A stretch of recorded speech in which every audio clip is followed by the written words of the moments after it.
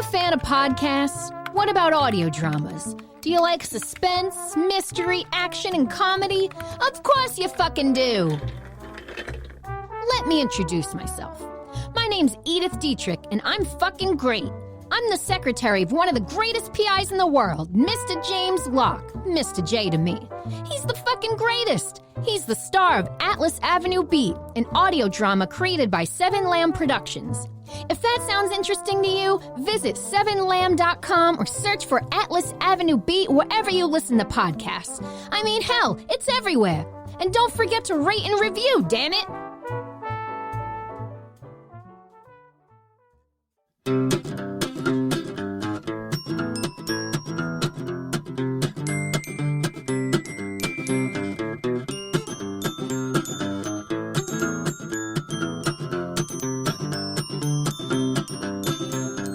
Hey, Robert. Yeah. What is the difference between a burnt cake and a pregnant woman? I don't know, Amber Simpson. If you had taken it out earlier, it wouldn't have happened. Oh, my God. Welcome to another episode of Will There Be Cake? I'm your host, Amber Simpson, and with me, the lovely co-host, Robert Lamb. So lovely. And joining us again, James Sweezy. Hey, kids. He's back. Beautiful. Yeah. You're one of the rare ones that we ask back. We go through a rigorous test. And you had to file papers and everything to get back onto the podcast, right? I did. And you I passed did. the They test. had to take some. I had to submit like a blood sample, a urine sample, a semen sample. I had to a stool sample, like everything. Well, because we don't. That's really, really rigorous. Yeah, we don't really want like anybody just to be on the podcast. You know what I mean? Like we want just the best of the best. So feel you should be feeling special at this point. I feel very special. Okay. Well, I just want to make sure. Amber Simpson? Yes. What are we celebrating today? Today is Tell an Old Joke Day. Cool. I don't know if that joke I told is an old joke, but sounds like it could be. It's older. It's older. What constitutes an old joke? Like I was assuming more like old dad jokes. That's what I think of when I think of old jokes. Like kind of dad like goofy jokes. jokes. Yeah. But I don't know if that's accurate. I don't know. They don't date jokes, so They should. They should Copyright them and everything. Yep. I'm sure some people do. So today is about telling an old joke, telling old jokes, and just to keep the old jokes from fading away. We don't want them to go away.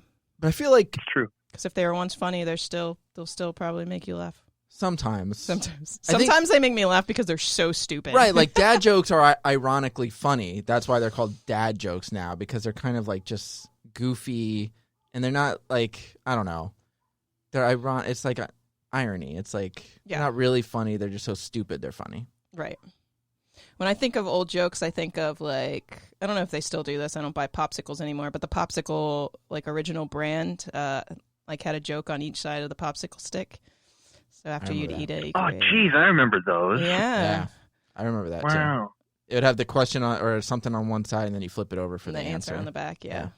I remember those. It's like a better version of Laffy Taffy jokes, because like Laffy Taffy jokes Oh, are always yeah. like written by Michael, age 7. Okay, well, it's going to be a bad joke now. I can just go ahead and tell you. Children don't have enough trauma to be funny. That's true. I forgot about the Laffy Taffy ones too. Comedy comes from pain. Yep. It does. It actually, most of it does, yeah. I would say 90% of comedy comes from pain. Right. The good comedy. The good comedy. Well, that Crystalia, The right kind. The Crystalia special, which I've told you like 3 times in the last 3 days, you should watch. Everybody tells me to watch stuff I never watch. He has like no pain in his life, and he's still a little funny. I mean, yeah, but does he really have no pain? I mean, like he probably still like goes through some stuff. Everybody has like a little bit of pain. Right. Like I feel like But I don't he really was, have like- anything dark. Yeah, but he had like good parents who were still together and were like really good and supportive to him, and he doesn't do drugs or drink or anything like that. So. Yeah, but 5 years down the road, we'll probably find out he masturbates in front of women or something. Probably. It's gonna be something. Oh, Louis. I mean, Louis was. I mean, he went through like a divorce and stuff like that. Like he had some dark stuff. Bill Burr just has like the anger. He's never really talked about like anything really else besides like his anger problems. Yeah. He's talked about some. So like in his as of right now, right, his most recent one on Netflix is called Paper Tiger, and he talks about a story about like when his dad, like as a joke for Christmas, like was like he basically got him a doll and like it ruined his Christmas, and it's just like this really like it's a really funny joke, but man, like a year or two ago, I had watched some like super early Bill Burr stand up, and he was talking about it, and it was like tough for him to get through. Like there was still something really unresolved there for him, and he was just like he had like trouble getting through the story, and it was emotional. You're like, God damn, like this is really painful for him. And it's funny because it does turn into, well, like, look, like now I've processed it, now I can laugh at it, now it's funny. Mm-hmm. You know? I think he definitely came from a family where, and he talks about it all the time, like his mom was kind of the stay-at-home mom. His dad would come home, kind of unleash all his anger on her because he'd be stuck at work all day and have a rough day. And it was kind of like that traditional kind of like almost like 50s style family where like like the kind of family you see in like Mad Men and stuff like that, where like the guy would go out to work, come home, he'd be upset, he'd probably cheat on his wife every once in a while. Like that kind of family is like what he came from. So that's what he got used to and stuff. And yeah, I'm sure it was like rough for him, but he turned it into comedy, which is like for a lot of people, and they say that like people dealing with like depression and stuff like that, they use comedy as a way to kind of cope. Yeah. Right. But I don't think, like you're saying, like not everybody does. Right. Like Christy Ellie, I don't feel like I really do. Like when I write Atlas Avenue Beat, I'm not like, this is because I'm depressed. Like I'm writing it just to be stupid. Right. Like, I don't know. Not everybody needs it. Right. But I do think that a lot of comedy does come from pain. Yeah, no, I agree. But today is about laughter. Not about pain. That's true. Laughter is contagious, and it's good for you. Well, that's another thing I was going to say is, like, we're talking about old jokes. To me, comedy and horror, like, especially, like, when it comes to, like, film or even TV and stuff like that, any kind of, like, that kind of visual medium, comedy and horror don't really translate well over time. Yeah. Like, things that were scary really early on aren't really necessarily... Like, if you watch Frankenstein now, you're not terrified. People back then were terrified. Yeah. You watch a 1930s comedy, there might be, like, one or two things that you kind of, like, lightly chuckle at, but it's not like watching Wedding Crashers. Right. Like, back then it was more like running into things and falling that was funny. Or like getting hit in the dick and stuff, right? Yeah. So it's like different. Like, comedy kind of, like, changes and adapts. So, like, it is... funny to me that like sometimes like jokes don't always like translate well over time, especially if you like Shakespeare. They're like Midnight Summer's Dream, like that shit was like funny to them. Then like they dressed up and one guy like was turned into a donkey or some shit like that. Like I mean that was funny to them. Right. Like, I just imagine them like was that it? No, go ahead. No, I was just gonna say that I can imagine like they're all watching like a play and they're all just like cracking up. All right. Dude, so you know the quote from Shakespeare, a rose by any other name would smell as sweet, was actually, it was a joke. Like that was a poop joke. Because so Shakespeare's theater was called The Round. The other theater where he like, I don't know if it's like London, but in England, the other theater that was like their competitor was called The Rose, but it had like a fucked up sewage system. Like their piping was all fucked up, so it smelled like shit all the time. So he was like, a rose with any other name would smell just as sweet. It's like, it smells like shit no matter what you call it. Right. But like people look at it and they're like, oh, he was such a poet. They're like, well, that's a poop joke. Yeah. He was just making fun. Like that's all it was. Yeah, there's poop. Yeah. Because poop's funny. Right. Poop's funny. That's what I'm saying. It's like some comedy I think does still like go through. Like there's still like some stuff if you understand it or whatever, like it can still be funny to this day. There are some old movies that I watched. Racism is still funny, and there's probably a lot of racist jokes that are old. Oh, racism, yeah. In old movies, dime a dozen sometimes. Just watch City Slickers and laugh our asses off. You mean Blazing Saddles? Oh, Blazing Saddles, yeah. Blazing Saddles, yeah. Blazing Saddles, a lot of racism. Written by Richard Pryor, though. Yeah. Or like he at least co-wrote it. Yeah. Right. But yeah, no, definitely. There's some stuff that definitely holds up. And like we're talking about like dad jokes. I feel like they came back around. Like they were probably funny in the 50s. Mm-hmm. They're kind of lame in the 80s and 90s, and now they're coming back around to be like, all right, they're all right. Yeah. Like they're kind of stupid. Oh, wow. Are there, like, favorite jokes that you have that are old? Anybody? Like, I don't know how old this one is, but I'm just going to go ahead and throw it out because I heard it a long time ago, and I'm going to count that as old. Okay. So this guy goes into a bar. He's got an octopus with him, and he puts it up on the bar, and he's like, this octopus knows how to play every instrument known to man. And the bartender's like, bullshit. We got a piano right over there. Why don't you put your money where your mouth is? And he's like, all right. And he puts the octopus in front of the piano. And he starts playing it. And like he's playing like a beautiful song, and everyone's like, jaws hit the floor. And some guy's like, hey, I've got a guitar in my car. I'll be right back. And he brings in a guitar, and the octopus wrangles his tentacles around the guitar, and he's actually able to play it. And he's like using finger plucking, and it's really, really advanced. Everyone's just blown away. And some other guy's like, I got something. And he goes out to his car, and he comes back with a set of bagpipes. And he puts it down, and the octopus is just looking at him. And his owner's like, well, go ahead. Aren't you going to play? And he's like, play? As soon as I learn how to get her pajamas off, I'm going to fuck her. Oh, my God. Nice. Yeah, that one's dumb. That's easily my dumbest joke, which also is like, it's old. It's stupid. They're all dumb. Yeah. That's true. You had one, Amber Simpson? I don't have a favorite one, but I got some good Chicken Cross the Road ones. Okay. Now, Chicken Cross the Road is definitely old. Yeah, exactly. That's a definitely old one, yeah. That's why I felt like it needed to be mentioned. Okay. Why did the chicken cross the road? To get to the other side. Yeah, Why? you got that one. Why did the chicken go to the seance? To get to the other side. You win. Why did the dinosaur cross the road? I don't know. Because the chicken joke wasn't invented yet. Oh, my God. Why did the cow cross the road? I don't know. To get to the other side.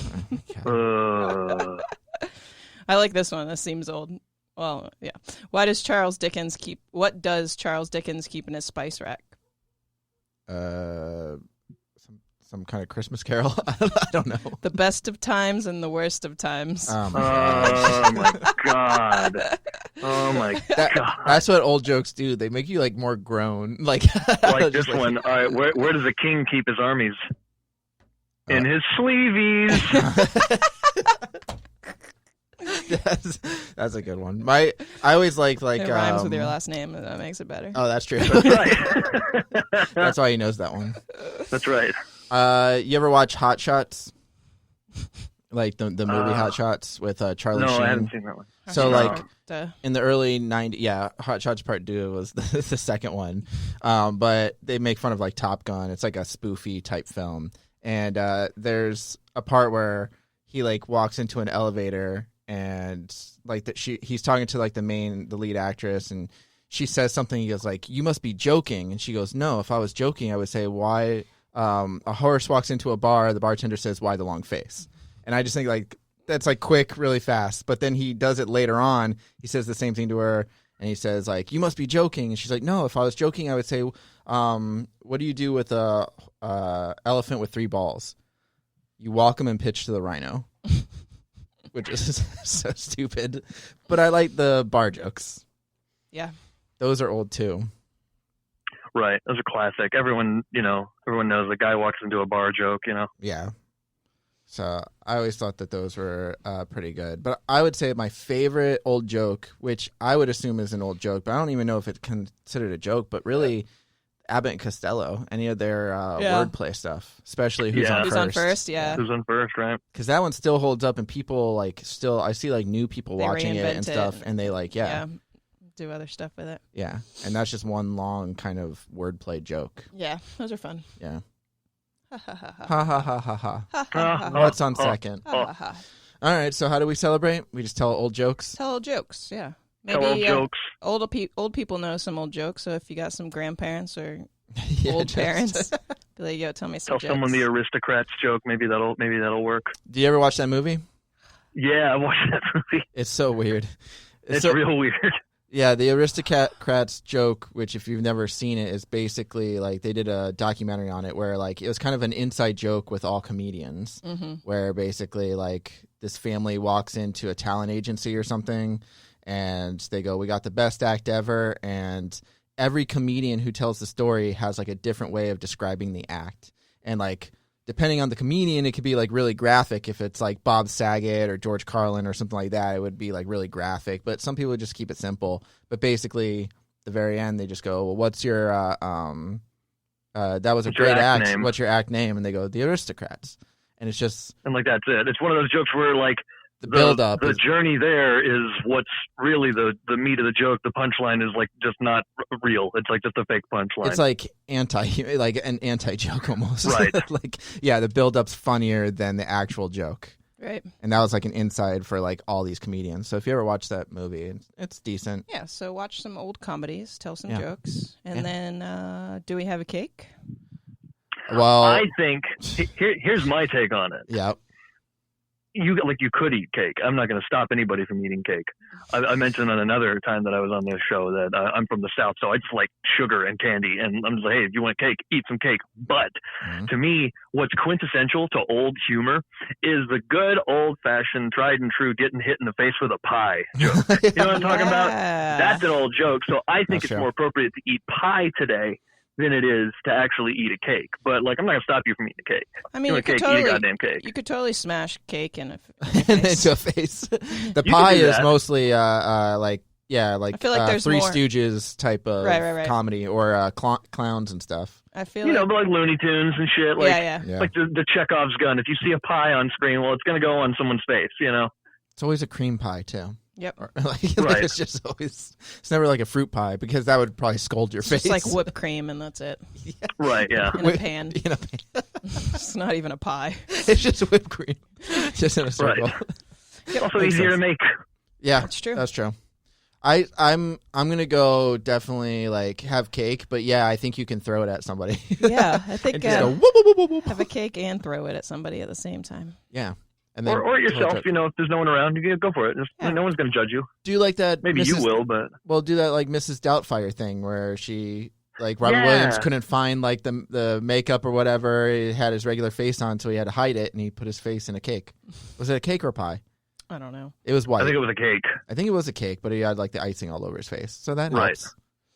Yeah. All right, so to celebrate Tell an Old Joke Day, you can do that, or if you need to somehow mask your face real quick, just dip your face into a Dip your face in cake. Yeah. Yep. All right, that's a good way to celebrate. Yeah, so I'm going to sign us out, but I wanted to let you guys know I just went to a really emotional wedding. Even the cake was in tears. Hold on, wait. Well, it reminds me of a wedding I went to. It was two cell phones. The reception was awful, but oh god damn it, I fucking messed it up. Never mind. There you go.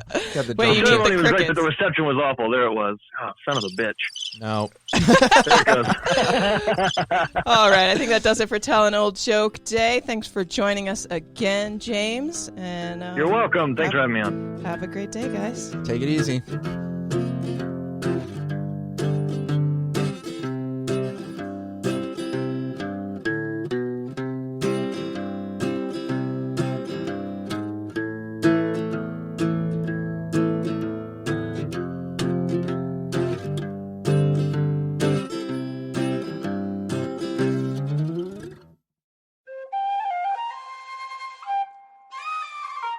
This has been a Seven Lamb production.